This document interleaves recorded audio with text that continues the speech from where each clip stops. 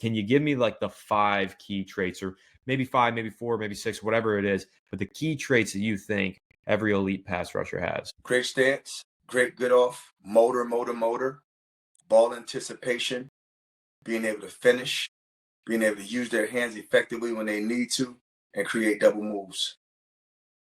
All right, now let's try and go in each one of those traits. Let's pick a guy who's like the prime example of that trait, who's the gold standard. I'm actually going to start with motor. You mentioned motor. I'm going to go with Max Crosby there, because anytime I watch the Okay. Las Vegas Raiders, that guy Max Crosby just doesn't stop. He is constantly relentless. Aiden Hutchinson too, but I'll go with Max Crosby in that regard. But with those traits, who do you see that just is the gold standard in each one of them? I'll pick it back, Max. I love Max. Max has so much versatility, a lot of double moves. He can spin, he can dip, he can beat you around the corner. He uses power. He long arms. He 2's to 1. He's a great bender.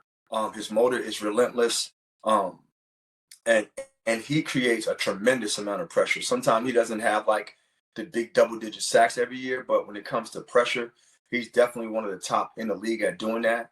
Obviously, along with Miles. Uh, I love the kid Young from the Rams. He does a lot from that position. He has natural leverage. He's super fast. He's powerful. He can bend. And his motor is ridiculous too. You have to throw TJ in there. TJ is relentless. Never stop. Come off the ball with a low hat. Extremely hard to block. TJ is 6'5", 255, 260. He can dip. He can bend. He has long arms, and he finishes all the time. TJ is one of the best finishers in the league. He's been that way for the last 6, 7, 8 years, and I don't see that going anywhere. Great motor. He understands concepts. It's just so many different guys on the edge that can do that. And when you start looking at the inside guys, I still have to go back to a DeForest Buckner, who's able just to beat guys with a move. A lot of things too. I could bring this in too. Guys with patented moves. A lot of guys don't have patented moves. DeForest has that swim move. It's lethal. If you give him a one-on-one too many times against a guard, he's gonna make you pay.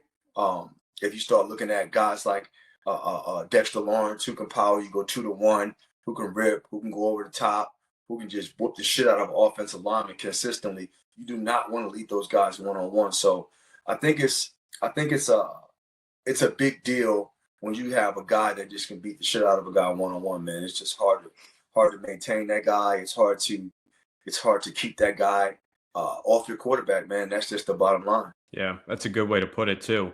But I like what you mentioned there with some of those patented moves. What are some of those moves that come to mind from specific players that have those patented moves? You look at if you look at Burns, for example. Burns has that dip. Burns has that double move where he can dip, get up, cut back inside shoulder. He always put it to the ground. If you look at a guy like TJ has that ghost move where he can just go up on you. He has a good rip move.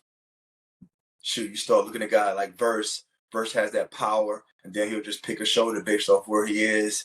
If you start looking at, I mean, the guy, the Fish kid, he uses power, but he gets in there, he gets out. Like, he's always trying to find an avenue to go. He creates double move. There's just so many guys doing good things. Even Chris Jones, man. Chris Jones, one of the best at it. The thing I never could figure out about Chris Jones, how does he play so close to a guy and is able to shed? Because the way he positions his hands, the way he dips his shoulder, go right or left, the way he flips his hips, I think that's one of the things you have to look at too. If a guy's able to flip his hips consistently, I mean, he's already in the gap. How can you beat a guy that's already in? How can you block a guy that's already in the gap? So everybody does it a different way, but it's all the same stuff.